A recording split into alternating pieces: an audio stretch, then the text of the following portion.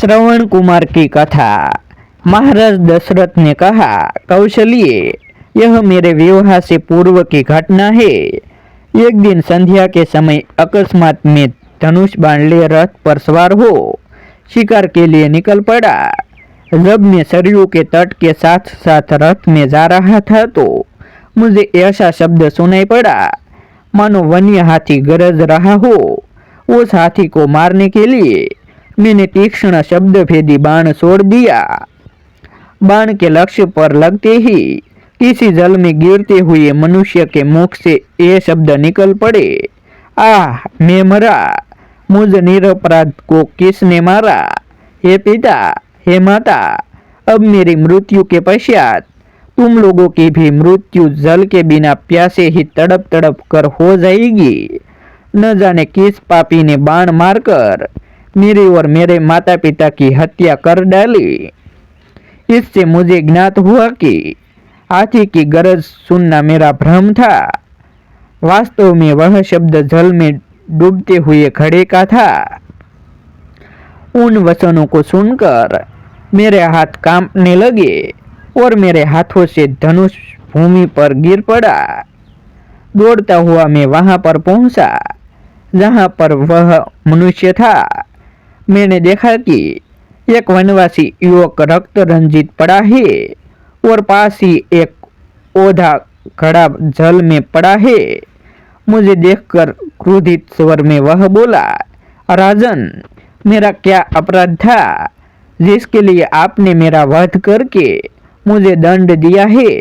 क्या यही मेरा अपराध यही है कि मैं अपने प्यासे वृद्ध माता पिता के लिए जल लेने आया था? यदि आपके हृदय में किंचित मात्र भी दया है तो मेरे प्यासे माता पिता को जल पिला दो, जो निकट ही मेरी प्रतीक्षा कर रहे हैं। किंतु पहले इस बाण को मेरे कलेजे से निकालो, जिसकी पीड़ा से मैं तड़प रहा हूँ। यद्यपि मैं वनवासी हूँ किंतु फिर भी ब्राह्मण नहीं हूँ। मेरे पिता वैश्य और मेरी माता शूद्र है। इसलिए मेरी मृत्यु से तुम्हें ब्रह्म हत्या का पाप नहीं लगेगा। मेरे द्वारा उसके हृदय से बाण खींचते ही उसने प्राण त्याग दिए। अपने इस कृत्य से मेरा हृदय पश्चाताप से भर उठा। घड़े में जल भरकर मैं उसके माता पिता के पास पहुंचा। मैंने देखा वे दोनों अत्यंत दुर्बल और नेत्रहीन थे। उनकी दशा देखकर मेरा हृदय और भी विदीर्ण हो गया। मेरी आहट पाते ही वे बोले, बेटा श्रवण, इतनी देर कहाँ लगाई? पहले अपनी माता को पानी पिला दो, क्योंकि वह प्यास से अत्यंत व्याकुल हो रही है। श्रवण के पिता के वचनों को सुन मैंने डरते डरते कहा, हे मुनि, मैं अयोध्या का राजा दशरथ हूँ। मैंने अंधकार के कारण हाथी के भ्रम में तुम्हारे निरपराध पुत्र की हत्या कर दी है। अज्ञानवश किए गए अपने इस अपराध से मैं अत्यंत व्यथित हूँ। आप मुझे दंड दीजिए। पुत्र की मृत्यु का समाचार सुनकर दोनों विलाप करते हुए कहने लगे, मन तो करता है कि मैं अभिशाप देकर तुम्हें भस्म कर दूं और तुम्हारे सिर के 7 टुकड़े कर दूं, किंतु तुमने स्वयं आकर अपना अपराध स्वीकार किया है, अतः मैं ऐसा नहीं करूंगा।